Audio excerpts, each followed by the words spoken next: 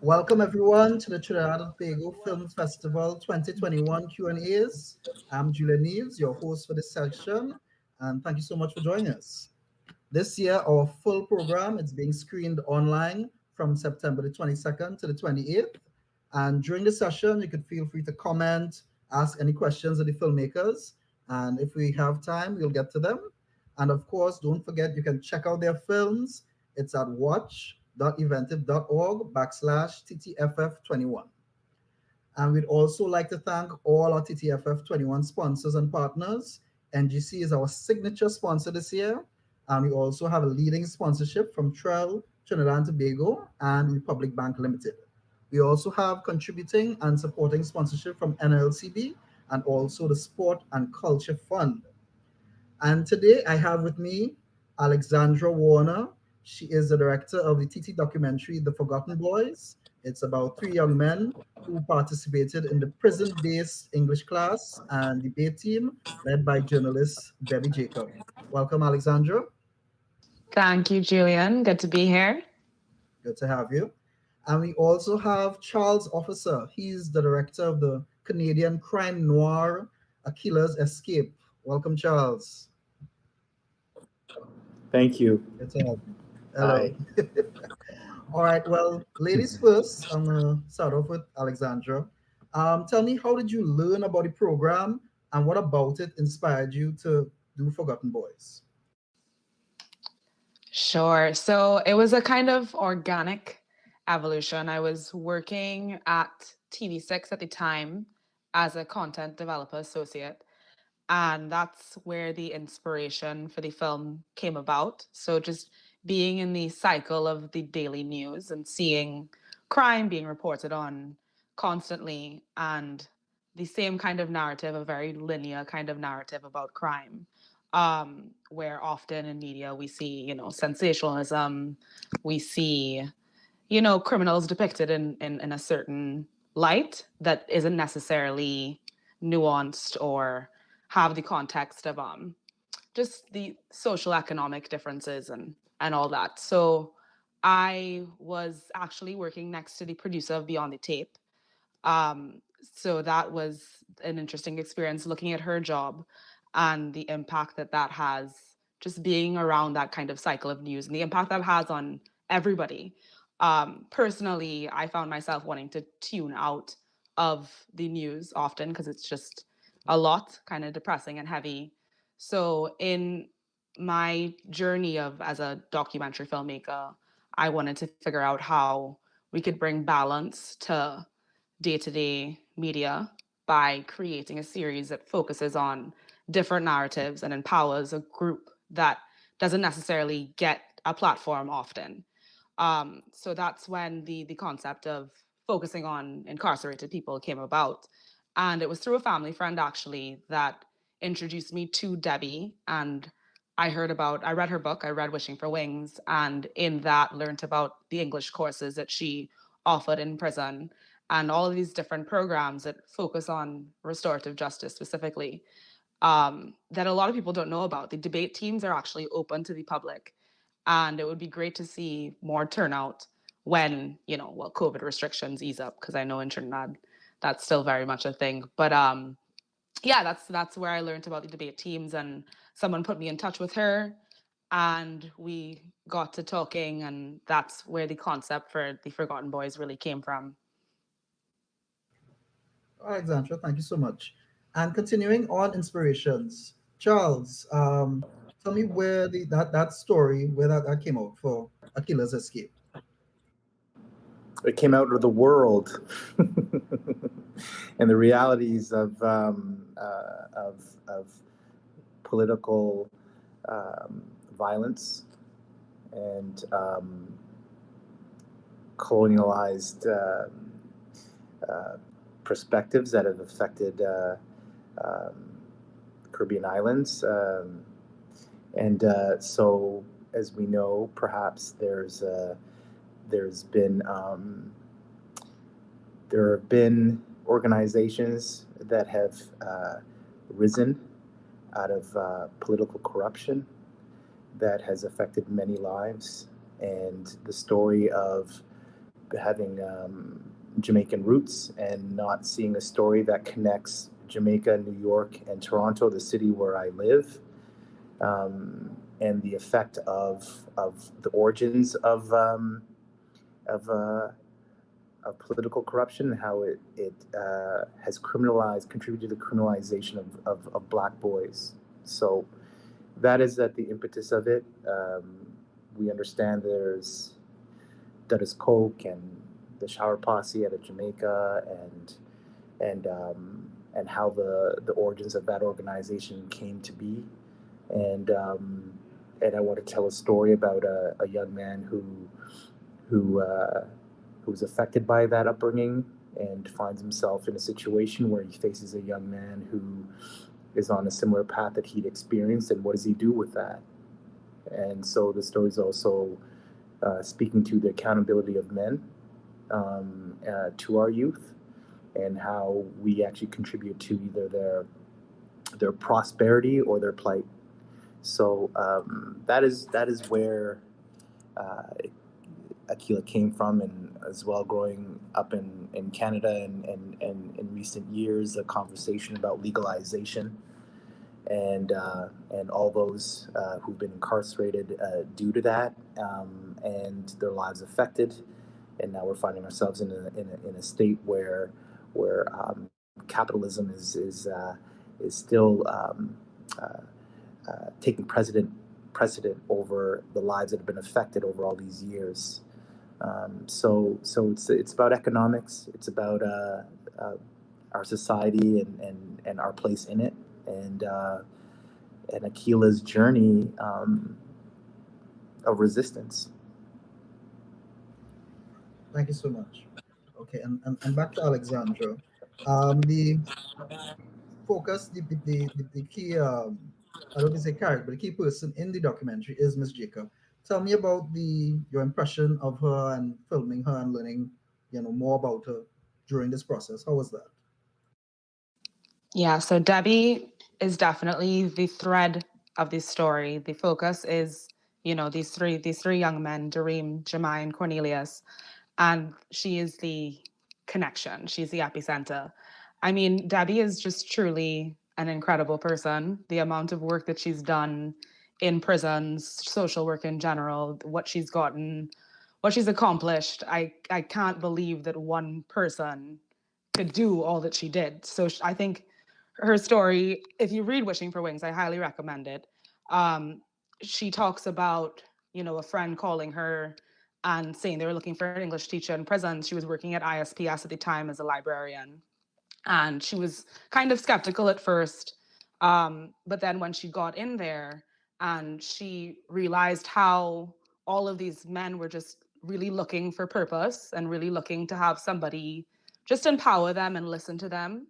And in creating that space, was able to see just how bright and articulate and capable these individuals were and are.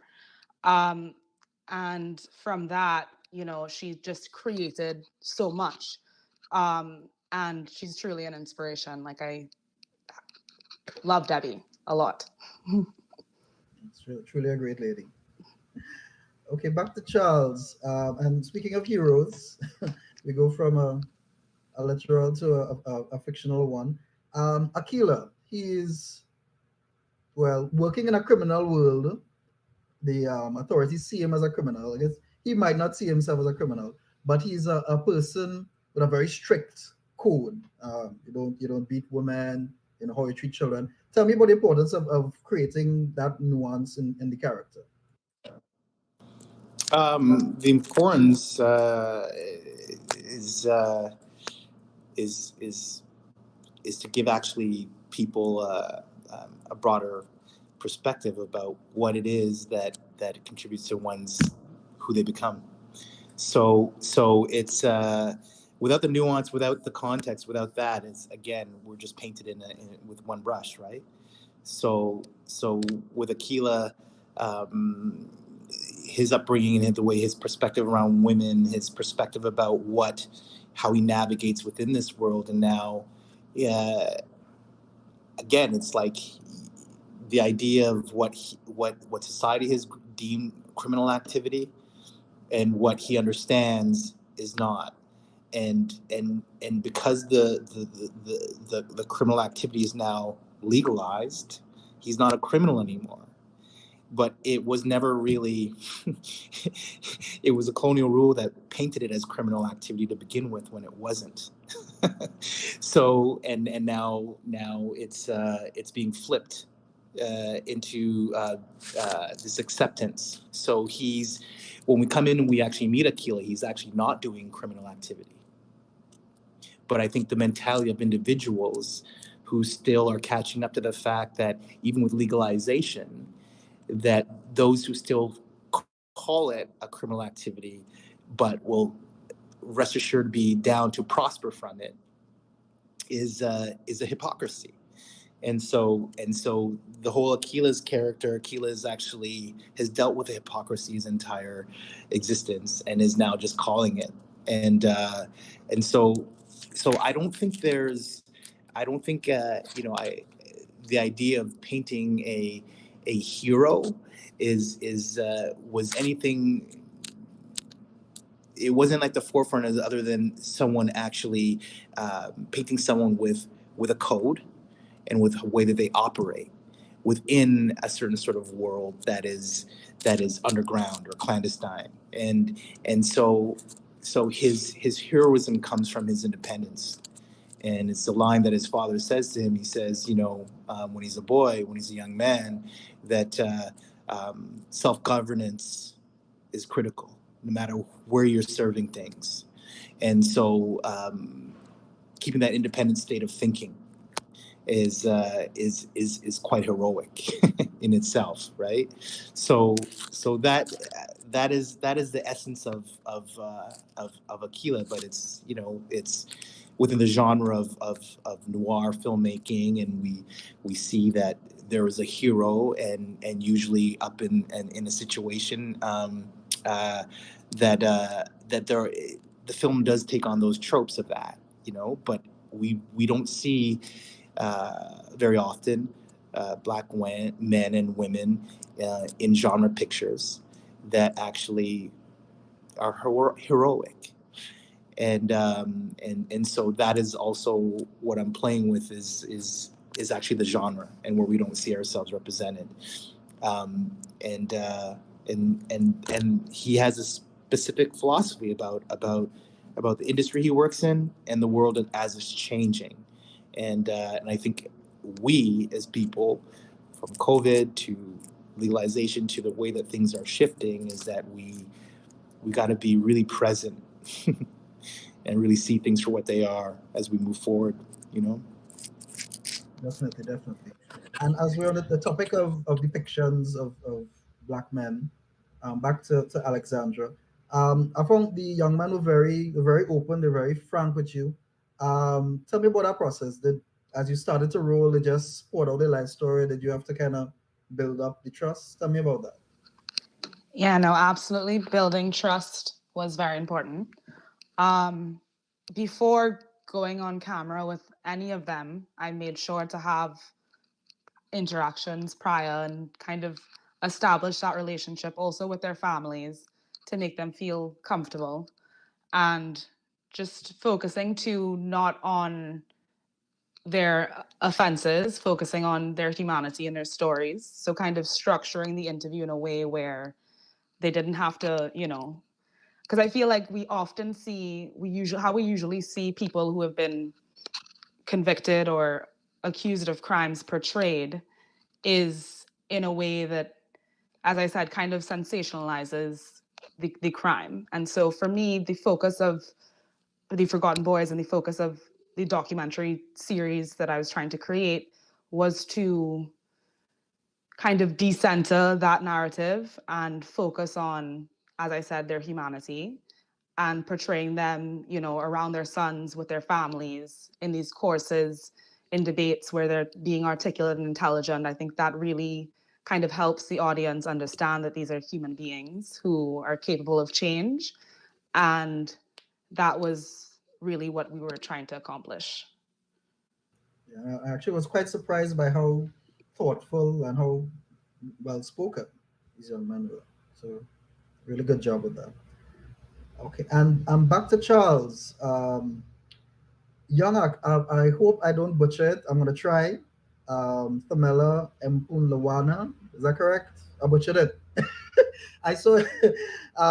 That's it. Oh, points for me. You cast him both, both as Shepherd and as Young Akila. Tell me about that decision and tell me about working with Thamela. I mean, Tamela is a young talent that I've been working with since he was about 12, 13 years old over many years, and he's a generational talent. He's extremely gifted and is phenomenal young man, young actor, young artist, and while I was you know I already knew that I wanted him to play young Shepherd in the film, but there was a moment where I was pursuing who was going to play the young Akila character, and just had an epiphany one day, and just called my producing partner, and said, "What do you think if we cast Tamela to play both roles?"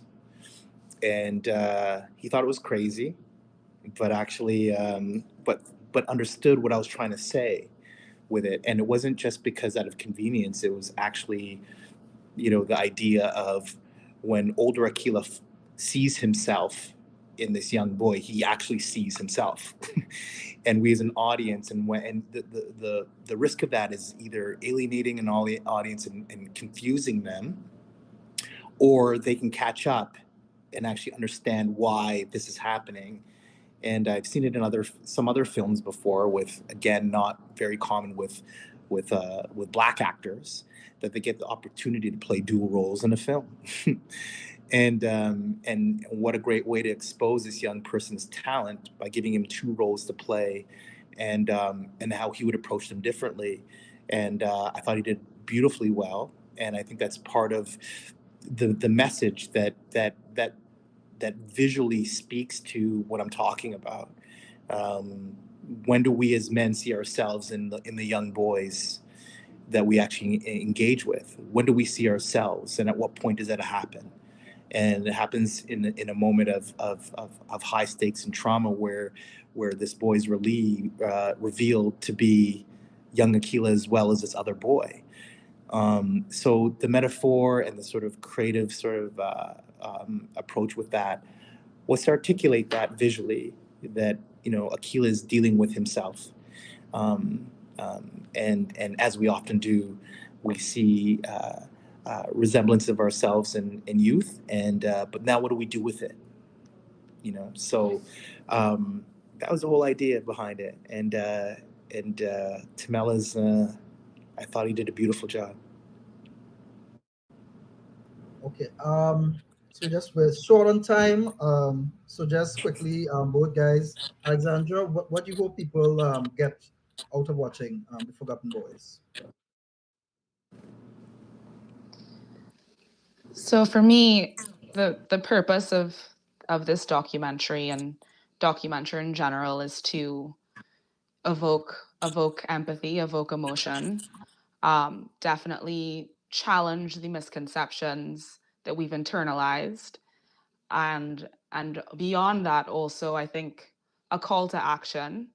We see Debbie, this one soul warrior hero, and we all can use our privilege in a way to give back. And I think we all need to be a little bit more accountable for those around us, and for the disenfranchised groups in society who aren't necessarily born with the same access. And I think, definitely I would like to see, after we had a private screening, Sure. and after that, everyone came up to me and was like, how can I help? How can I get involved? Whether it be with programs and giving back with Debbie, physically getting involved beyond just volunteering or donating to a cause. I think we can all implement that more in our day-to-day. Definitely. Okay, you have like 5 seconds, Charles. Give me give me the log line. Charles, you there? I think he's muted. So No, I'm here. yeah, Can go you hear ahead. me? Yeah, just give me quickly Akila's Escape. What people gonna experience?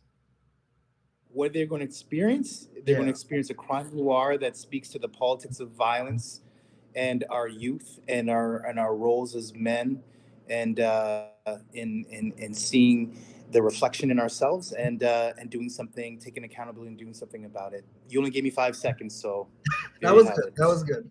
All right. Thanks a lot. Thanks No for 5 problem. seconds. Thanks everyone for joining us for this Q&A. Thank you, Alexandra and Charles, so much. Don't forget, you can catch all these great films screening today. Check out ttfilmfestival.com website. You can find information on how to buy tickets and upcoming films as well.